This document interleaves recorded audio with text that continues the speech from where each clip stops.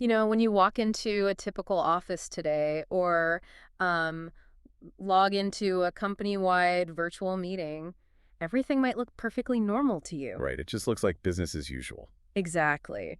People are chatting before the meeting starts, projects are moving across the Kanban boards, the daily machinery of the business is just humming along.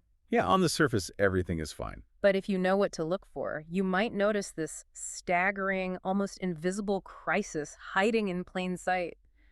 We are like missing an entire generation of workers. It really is incredible when you look at the numbers. Right, because since late 2022, early career hiring across advanced economies, so places like the US, the UK, Canada, Australia, it has absolutely plummeted. Just dropped off a cliff. Yeah, we're talking about a drop of 8 to 11 percentage points below pre-pandemic levels. Just think about that for a second. It's massive. That is roughly 1 in every 9 entry-level opportunities simply vanishing, just evaporating into thin air and being handed over to experienced candidates instead. It is a profound structural shift. And, the reason it's happening so quietly is that many people outside of human resources or maybe corporate strategy haven't fully grasped the scale of it yet. Oh, absolutely. They just don't see it. Right, because we aren't just looking at a temporary hiring freeze caused by a blip in the interest rates. Yeah. We're looking at a fundamental rewiring of how organizations decide to bring in or completely ignore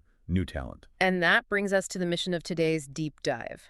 We are unpacking a fascinating new research paper by Dr. Jonathan H. Westover titled The Remote Work AI Paradox: Rethinking the Early Career Hiring Decline. Such an important paper. It really is. And our goal today isn't just to report a scary statistic and leave you feeling anxious about the labor market. We're going to cut through all of the noise, figure out exactly what is killing the entry-level job, and most importantly, explore how the smartest organizations out there are actively fighting back. Yeah, because there are solutions. Okay, let's unpack this, because to solve a mystery, you have to look at the suspects. And in this case, we have two prime suspects that arrived on the scene at the exact same time. Yeah, the timeline here is critical to the whole paradox. If we look at late 2022, two massive workplace disruptions violently collided. Suspect number one. Suspect number one is generative AI.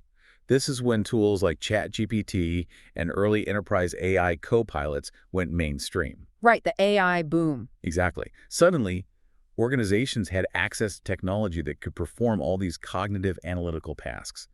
I'm talking about drafting boilerplate emails, cleaning up messy data sets, Writing basic code. generating preliminary market reports. Yeah. Historically, those specific tasks served as the fundamental training ground for junior staff. Yeah, the classic entry-level grunt work. I mean, you do the boring stuff so you can learn the data structure of the company. That is the traditional model, yes.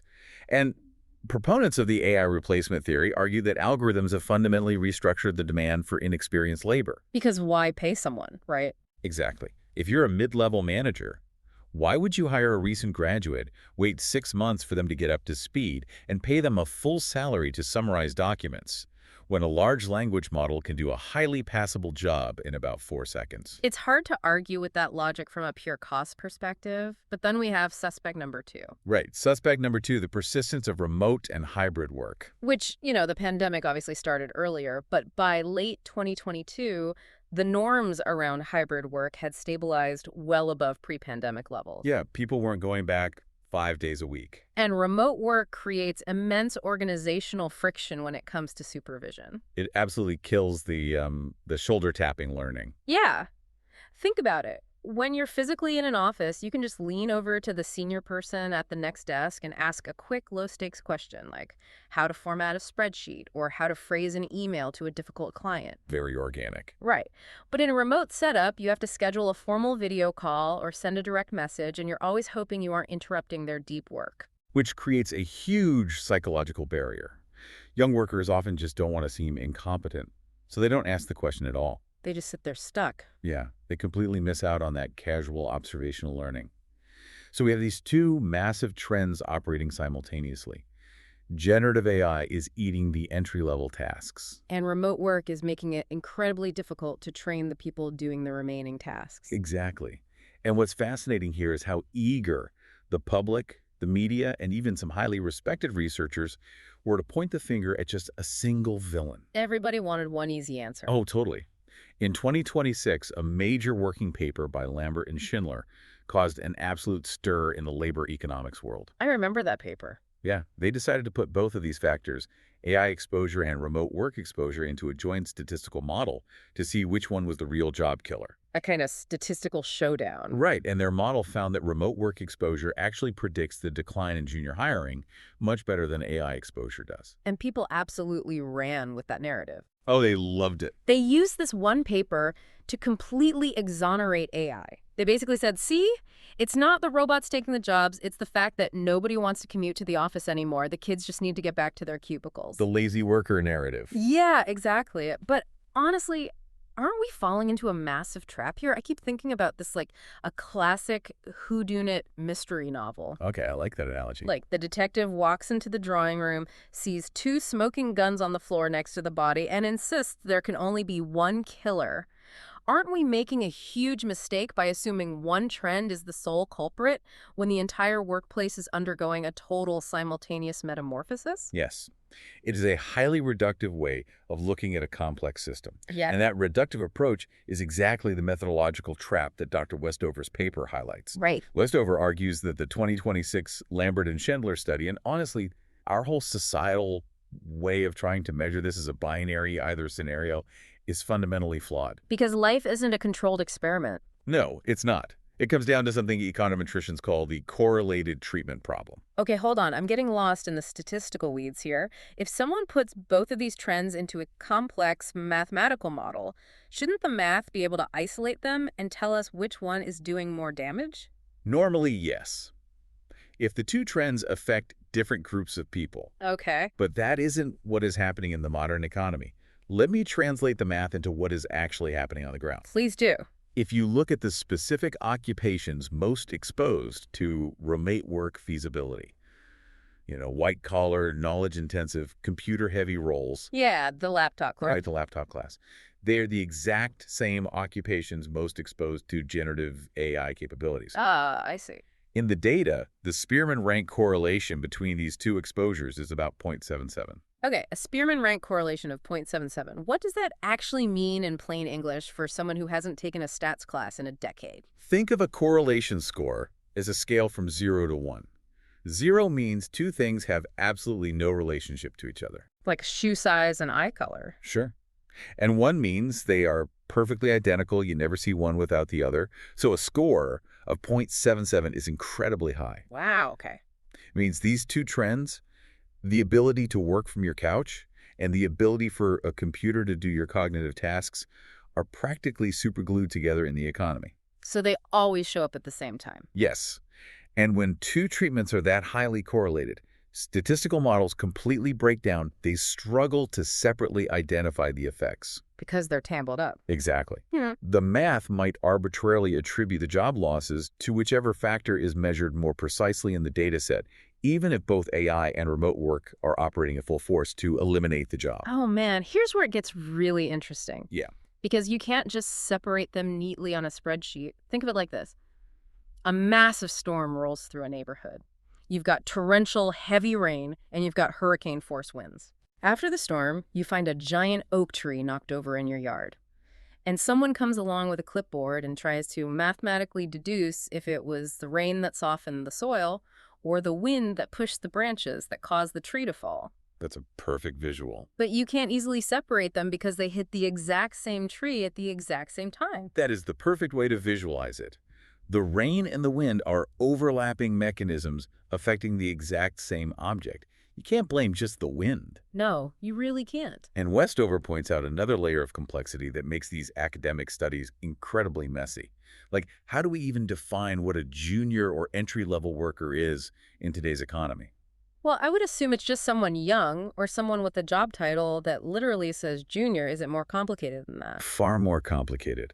Researchers often rely on automated algorithms that parse thousands of resumes or job postings to categorize who is senior and who is junior. Oh, relying on algorithms to study algorithms? Exactly. But think about the real world. A 25-year-old software engineer who has already job hopped twice and has 2 prior roles on their resume occupies a very different professional position than a 25-year-old management consultant who's been at the exact same firm for 2 years. Right, totally different experience levels. Yet An algorithm parsing their resumes might code them identically as entry-level simply because of their age or their total tenure in the workforce. Which creates a massive blind spot, because if we don't even know who is a junior worker, how can we measure if their jobs are disappearing? Exactly the issue. Mm. Furthermore, studies often look at job postings that require, say, 3 years of experience or less as a proxy for entry level. Here, this sounds standard. But we know from labor economics that employer-stated requirements on a job posting are often just negotiable signals. Oh, yeah. They aren't binding constraints. We've all seen those viral screenshots of entry-level job postings that demand like 5 years of experience in a software framework that was only invented 3 years ago. Yes, the time-traveling programmer. Exactly. The job posting is a corporate wish list, not a reflection of reality. That happens constantly. So if our measurements of who is actually junior are blurry and our two prime suspects, AI and remote work, are perfectly correlated in the data, concluding that AI has no effect based on one statistical model is incredibly premature. Yeah, that makes sense. Both mechanisms are clearly operating simultaneously. Generative AI genuinely reduces the demand for raw task execution, while remote work genuinely increases the friction and cost of supervision. Okay, so the data is messy, the academic models are fighting each other, and the measurement tools are flawed. Basically, yes. The temptation here is to just throw our hands up and ignore the whole thing until the economists figure it out. But we can't do that. No, we absolutely can't. We have to look at the fallout, Mhm. because the consequences of this paradox are devastatingly real, both for you listening to this and for the global economy. The stakes are incredibly high. Yeah. And they play out on two different levels. For the individual worker, we see what labor economists call scarring effects. Scarring effects. That sounds permanent. It often is. Yeah. When young workers miss out on these critical early career roles, the damage isn't just a temporary setback of a few months of unemployment. They suffer delayed entry into the labor market. Because they just can't get their foot in the door. Exactly. Research on cohorts who graduate during deep recessions shows this clearly. Missing that first crucial step predicts lower lifetime earnings, slower career progression, and diminished job satisfaction that literally haunts them for decades. Wow. Because they miss out on that critical compounding window of skill development. Exactly. It's like starting a retirement account 10 years late. You can never really make up for the lost time. That compounding effect is very real. Yeah. They end up with weaker professional networks and are forced to make difficult choices, like they might have to accept positions in less preferred sectors that don't utilize their degrees. Underemployment. Yes. Or they end up competing in highly crowded applicant pools for the very few entry-level jobs that remain. And, this falls unevenly across the demographics. Absolutely. If you have a wealthy family, a strong alumni network, or elite credentials, you might bypass the formal entry barriers through a back channel. Your parents know a guy. Right. But if you don't have that network, you are completely locked out. And from an organizational standpoint, it feels like companies are walking right into a long-term trap. Oh, they are? Sure, a firm might look at their quarterly budget and say, great news, we saved $2 million by not hiring a cohort of 22-year-olds this year, and we just bought AI software for $50,000 to do their jobs. Short-term thinking. But they are essentially externalizing their training costs. They want a highly skilled senior workforce to magically appear in 5 years, but they refuse to be the ones to train them. If we connect this to the bigger picture, organizations are fundamentally eroding their own long-term adaptive capacity. They are cutting off the pipeline for future leadership, and perhaps most critically, they are losing tacit knowledge. Tacit knowledge. I've heard that term thrown around. What is the mechanism there? Why is it so hard to capture? Well, tacit knowledge is the vital unspoken company memory. It is highly context-dependent information. Like what? It's knowing how to navigate a specific major client's quirky communication preferences. It's knowing who to call in the IT department and exactly what to say to them when a specific legacy server crashes. Oh, right, the unwritten rule. Exactly. It's knowing how to read the room during a tense negotiation and realizing when to stop pushing an argument. Yeah, you can't put that in a PDF. You really can. That knowledge simply does not live in an employee handbook, and an AI model cannot replicate it because it isn't written down anywhere in the training data. Because it's invisible. It is relationship embedded. It transfers organically from senior staff to junior staff through observation, mentorship, and collaborative real-time problem solving. I want you, the listener, to think about your own first job for a second. Think about how much you learned just by sitting quietly in a room, listening to a senior colleague handle a difficult phone call with a vendor. Yes, absorbing it. Or standing at a whiteboard trying to untangle a messy operational problem together. You weren't formally being trained in those moments. Nobody booked a calendar invite for learning Module 4. Right. But you were absorbing the DNA of the profession. What happens to a company when that organic learning completely disappears? The company becomes deeply brittle. When a senior person retires or quits, that unspoken knowledge walks out the door with them. Brain drain. Total brain drain. The organization loses its ability to innovate and adapt because it has no fresh perspectives challenging its operational inertia, and no young leaders who truly understand the foundational mechanics of the business. So we've painted a pretty bleak picture here. We've got messy academic data, broken learning pipelines, and massive scarring effects on young workers. It's a tough situation. It begs the question, is this just the new normal? Are we entirely doomed to a future with no junior staff? Or is anyone actually figuring out how to train a 22-year-old in a world where a robot can do their job and their boss lives 3 states away? Luckily, no, we aren't doomed. Thank goodness. The second half of Westover's paper proves that junior displacement is an organizational choice, not a technological certainty.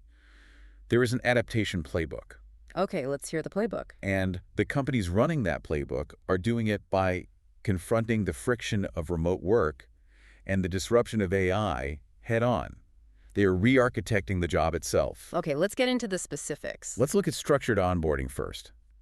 We established that remote environments create supervision friction. Right. So look at a company like GitLab. They operate fully remotely, but they don't just leave their juniors isolated on an island. They adopted what they call remote-first documentation protocols. Which sounds like a fancy way of saying they have a big corporate wiki. Does that actually solve the shoulder tapping problem? Well, it goes much deeper than a standard wiki. It is a living operating system. Instead of relying on a junior employee to bravely message a senior engineer to ask how a process works, the entire company's workflow, decision-making logic, and problem-solving history is exhaustively documented and searchable. Oh, wow. So they write everything down. Everything. And they pair this with incredibly structured asynchronous mentorship. Async mentorship, meaning you don't have to be online at the same time. Right. You don't need to align time zones for a video call to get feedback. The feedback is built into the workflow through recorded sessions and explicit guides. They actively replace accidental observation with deliberate documentation. That makes a lot of sense. You are systematically engineering the tacit knowledge so it isn't tacit anymore. But what about the AI side of the paradox? If a company brings in AI, the junior tasks still vanish. They do. But smart organizations choose to restructure the role around complementary activities. Let's look at the Boston Consulting Group as a prime example of AI-augmented training. Okay, wait. If an AI is doing the heavy data preparation, which is classically the exact job of a first-year consultant who stays up until 2 a.m. cleaning Excel files, what are the juniors at BCG actually doing all day? That is the brilliant pivot. BCG didn't fire the juniors. They changed the daily routine of the young analyst. Instead of spending 8 hours building a basic financial model, the junior uses AI to build it in 30 minutes. Massive time saving. Exactly. Then they spend the next 7 hours learning how to stress test that model for hallucinations, how to validate the outputs against real-world constraints, and how to synthesize that data into a compelling narrative for the client. Oh, so they move up the value chain. Yes, the firm trains early career staff heavily on prompt engineering and output validation. They're essentially teaching 22-year-olds to act like 28-year-old mid-level managers. That's incredible. It accelerates their critical thinking because they spend less time on manual data entry and more time on strategic analysis. It's augmentation, not replacement. But that requires a fundamentally different type of entry-level employee, doesn't it? It does. Because if you need a 22-year-old who can immediately jump into high-level strategic synthesis and output validation, the traditional college pipeline might not cut it anymore. Which creates a secondary problem, yes. And that brings us to alternative pathways. If you can't just hire a kid out of college to do rote tasks, how do you find raw talent? Companies like IBM completely dropped 4-year degree requirements for many of their technical roles. Really? Yeah. They realized that a generic computer science degree doesn't prove you can validate AI code. Instead, they look at demonstrated skills through specific coding portfolios and rigorous technical assessments. So it's show, don't tell. Exactly. They're hiring for adaptability rather than credentialism. And what about the physical office? I know we talked about remote work being a culprit, but none of these solutions involve forcing everyone back to a cubicle 5 days a week? No, because forcing people back to a standard open plan office doesn't actually fix the mentorship problem. No, it just makes people miserable. Right, in a modern open plan office, everyone just puts on noise-canceling headphones to survive the distraction, Yeah. which paradoxically reduces interaction. So true. Instead, look at how HSBC approached their hybrid model. They actually ditched individual assigned desks entirely to create what they call learning neighborhoods. Learning neighborhoods. How is that different from a normal office layout? What is the mechanism making that work? It is acoustically and geographically designed for overhearing conversations without being a nuisance. No, fascinating. A learning neighborhood clusters a specific team, say, the junior analysts and the senior portfolio managers, into a shared, collaborative zone with soft seating, shared screens, and project tables. Like a dedicated hub. Yes, when the senior manager takes a complex client call, they do it in the neighborhood. The physical space is explicitly optimized for junior-senior collaboration on the days they are in the office, rather than just housing people for independent work. It's deliberate design versus accidental proximity. Perfect way to put it. You can't just put people in a building or on a Zoom call and expect magic to happen anymore. You have to actively architect the experience. So what does this all mean? It means we have to be intentional. Exactly. If we zoom out from the case studies and the statistical models, the disappearance of junior roles is undeniably multi-causal. AI and remote work are operating simultaneously, knocking over the tree together. Yep, the wind and the rain. But whether you are a manager trying to build a resilient team, a learner trying to break into a new field, or just someone trying to understand the modern economy, the key takeaway is action. We can't just wait around. No, we have to stop waiting for definitive academic proof of which trend is worse. The companies that survive the next decade will be the ones that start viewing junior hires as an immediate cost center and start viewing them as an existential investment, regardless of the technological weather. This raises an important question, and it is a structural problem that I think every listener needs to deeply consider as we look to the horizon. What's that? We spent this entire time talking about AI taking over the foundational entry-level tasks. The basic coding, the data cleaning, Yeah. the preliminary analysis. But we have to remember how AI models are created. They are trained on human expertise. They learn from the output of highly skilled professionals. Yeah, humans make the data. So if generative AI successfully automates all of those foundational tasks today, and the current generation of experienced senior workers eventually retires over the next 20 years, Oh, wow. who is going to be left to train the AI of the future if humans never get the chance to learn the foundational basics themselves? Wow. That is a truly chilling thought. We could be looking at an economy with no talent pipeline, trying to teach increasingly complex machines with knowledge we've completely forgotten how to build. It's a real possibility. Thank you so much for joining us on this deep dive. The workplace is shifting beneath our feet, but as we've seen today, the solutions aren't out of our control. Not at all. Keep questioning the consensus, keep looking for those hidden variables, and most importantly, keep learning. Until next time, remember to look past the empty desks and ask yourself what kind of future we are actually building.